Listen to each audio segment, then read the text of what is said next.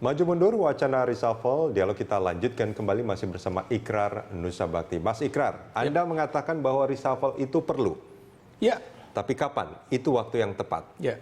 Jadi kenapa saya katakan, saya tidak mengatakan perlu, tapi itu suatu keniscayaan, Ya. sesuatu yang pasti terjadi. Kenapa pasti terjadi? Karena tadi saya katakan bahwa Partai Amanat Nasional sudah masuk menjadi partai pendukung pemerintah. Ya. Meskipun itu kalau misalkan dapat jatah menteri, itu pasti mindset di masyarakat pasti akan berubah tentang Jokowi kan? Betul. Bahwa Betul. Jokowi yang dulu mengatakan bahwa tidak ada bagi-bagi kursi, tidak ada kontrak, ya, tidak ada kontrak politik, tidak ada negosiasi politik, ternyata tidak benar ya. Walaupun dari dulu juga saya mengatakan nggak ada makan siang yang gratis itu kan, no freelance lah dalam politik itu ya.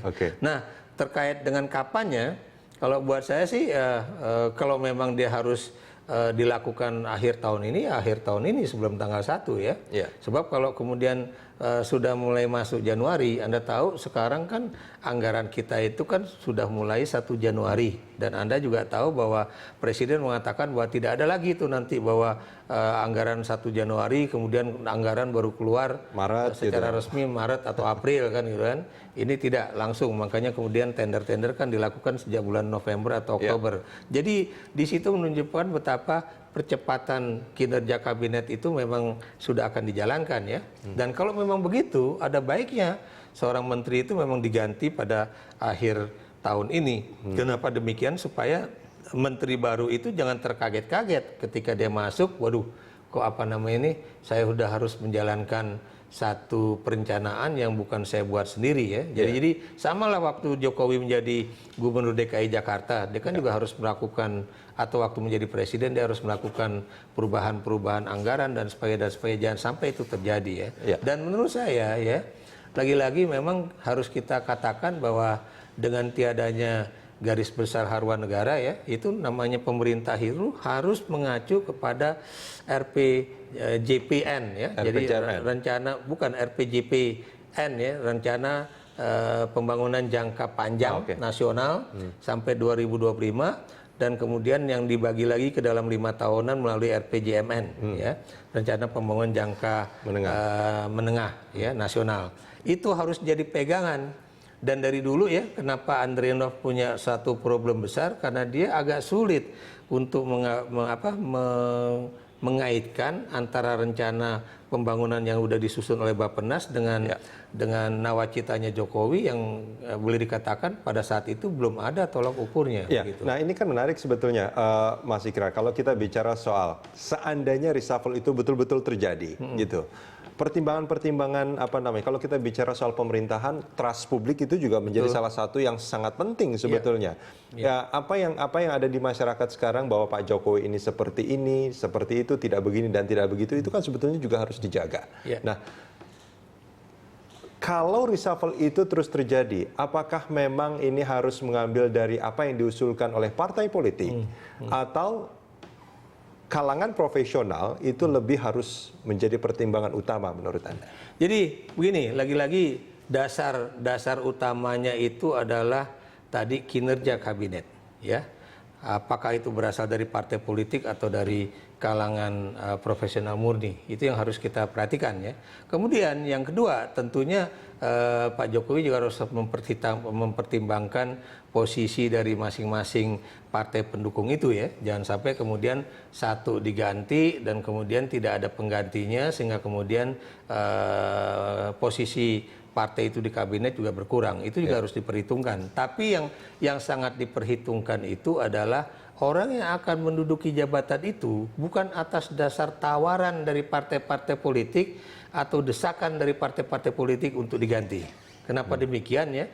Karena Pak Jokowi juga harus memperhitungkan citra dia sendiri di mata publik. Jangan sampai kemudian ternyata dia masih jadi petugas partai karena mau mendengarkan atau menerima desakan-desakan dari PDIP. Bukan itu yang kita inginkan dari seorang Presiden Jokowi yang secara kebetulan memang bukan orang berasal dari partai, tidak menjadi bagian dari oligarki partai ya, dan juga baru masuk ke politik di tingkat nasional baru 1 tahun ini. Jadi itu juga harus dilihat ya. Jangan sampai kemudian citra presiden ketika melakukan reshuffle kabinet itu adalah karena adanya desakan atau dorongan dari partai politik ya.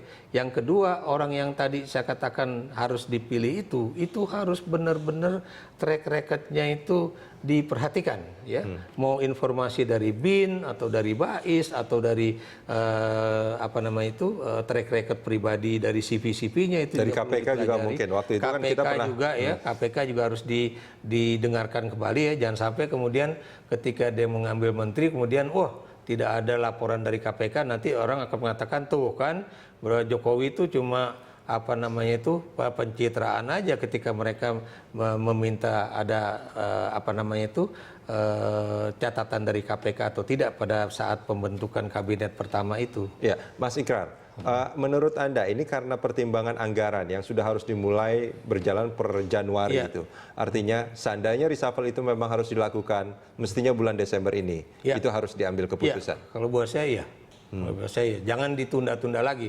Sebab kalau ditunda-tunda lagi tadi saya katakan tahun anggaran udah berjalan dan jangan sampai tadi saya katakan bahwa menteri baru itu nanti tergagap-gagap atau terkaget-kaget melihat perencanaan di kabinet ataupun di kementerian. Dan dia butuh adaptasi lagi sebetulnya beberapa lama paling tidak untuk bisa menjalankan tugasnya. Jangan lupa ya bahwa persoalan terbesar dari berhasilnya seorang menteri itu bukan tergantung pada diri dia sendiri, tapi juga bagaimana hubungan dia dengan para eselon 1 dan 2 itu. Karena biasanya yang jadi pendorong ataupun penghambat dari percepatan pembangunan di kementerian itu adalah birokrasi pemerintahan di internal. Dan juga sektor-sektor lainnya juga yang saling bersinggungan. Misalkan kayak pertanian dan perdagangan. Betul, itu yang ego sektoral ya. Jadi yang ingin saya katakan pada masa Soeharto saja yang cuma ada satu partai yang ada di pemerintahan yaitu Golkar ya, itu ego sektoran aja terjadi.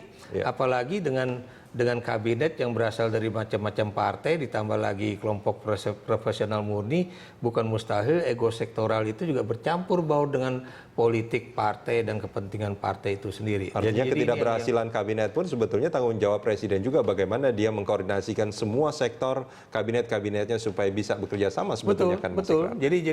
Jadi lagi-lagi ya yang tadi saya katakan itu ya, janganlah terlalu banyak meeting-meeting juga ya, karena meeting-meeting juga itu nanti juga menghambat persoalan kinerja kabinet ya.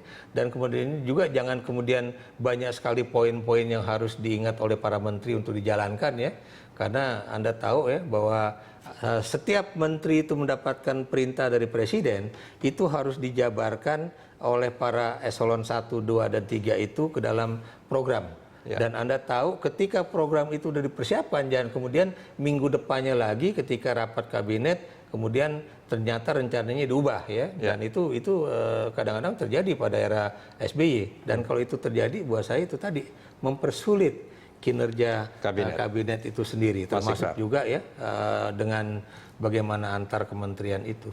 Terima kasih banyak sudah bersama kami di Dialog Pagi.